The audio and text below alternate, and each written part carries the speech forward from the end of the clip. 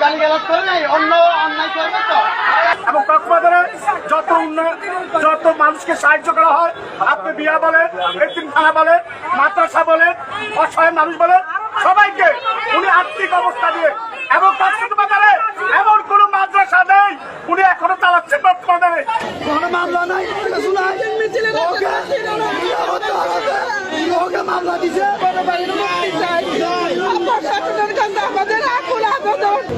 এই মিথ্যা মামলায় জড়িত করে প্রতিহিংসামূলক যে পরিবেশ সৃষ্টি হয়েছে, আমরা আইনজীবীরা আইনের আশ্রয়ে মানুষের মুক্তি